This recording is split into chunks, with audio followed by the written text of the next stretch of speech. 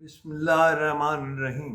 ہمارے ہاں ہر طرف خرابی ہے اور ایک طبقہ ایسا ہے جسے باقیوں کی کوئی فکر نہیں۔ یہ خرابیاں کیسے دور ہوں گی کوئی نہیں سوچ رہا اور کوئی نہیں سوچتا۔ ہر صاحب اختیار اپنے آپ کو عقل کل سمجھتا ہے۔ شاہ ولی اللہ نے اس بارے میں جو لکھا تھا وہی سچ ہے، اور ہمیں جناب شاہ ولی اللہ کو پڑھ لینا چاہیے اور پھر فیصلوں کی طرف جانا چاہیے۔ ایک زمانے میں امریکہ کے صدر کے لیے لازم تھا کہ وہ ہفتے میں ایک دن اہل علم اور اہل دانش کو ملتا تھا اور اپنے فیصلوں میں ان کی رائے کو شامل کرتا تھا۔ ایک زمانے میں امریکہ کے صدر کے لیے یہ بھی لازم تھا کہ وہ ہفتے میں کم از کم 4 کتابیں پڑھے۔ کیا دانش تھی اس میں، لیکن وہ 3 تک کتابیں پڑھ لیتا تھا۔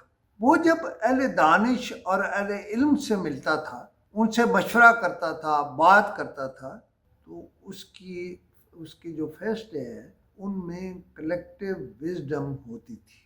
اسے ہی اسلام میں شورا کہا گیا ہے۔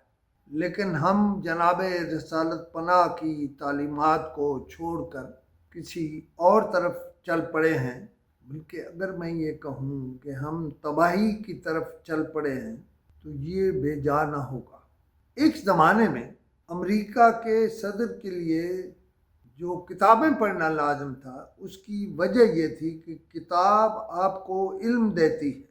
بہرحال جناب عمر فاروق خلیفۃ المسلمین، ان کی زندگی کا ایک ورق پلٹیں تو جناب عمر کہہ رہے ہیں، کوئی اور نہیں کہہ رہا، کہ اگر میری خلافت میں، میری حکمرانی میں دریائے فرات کے کنارے کوئی کتا پیاسا مرتا ہے، وہ کتا یہ بھی یاد رکھیں، وہ کتا جو معذور نہ ہو، جس کی ٹانگیں ٹوٹی نہ ہوں، خود چل سکتا ہو اور دریا بہہ رہا ہو، لیکن وہاں اگر وہ پیاسا مر جاتا ہے تو اس کا ذمہ دار خلیفۃ المسلمین ہے۔ کیا یہ سچ نہیں کہ آج کے دور میں مملکت خداداد پاکستان میں لاکھوں عورتیں جسم فروشی کر کے اپنے بچوں کا پیٹ پال رہی ہیں؟ اب حضرت عمر کا ارشاد سنیں اور پاکستان کی حالت دیکھیں، تو کیا ہمارے حکمران حضرت عمر سے زیادہ اہم ہیں کہ انہیں نہیں پوچھا جائے گا؟ جو کچھ اگلے جہان ہونا ہے، توبہ استغفار۔ لیکن کسی طاقت والے کو اس بات کا خیال نہیں۔ اسے اپنے پروٹوکول، اپنی گاڑیوں، اپنی سیکیورٹی، اپنی شان و شوکت اور پتہ نہیں کیا کیا عزیز۔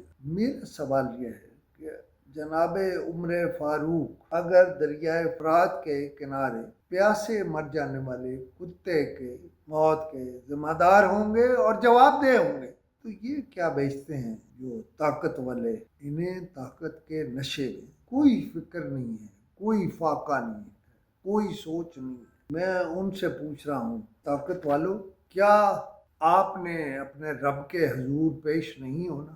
اور کیا آپ نے جواب نہیں دینا کہ آپ کی حکومت میں، آپ کی طاقت میں لاکھوں عورتیں اپنا جسم بیچ کر بچوں کا رزق پورا کر آپ کے ساتھ کیا ہوگا اور کیا ہونے والا ہے؟ بس اس پہ سوچیے۔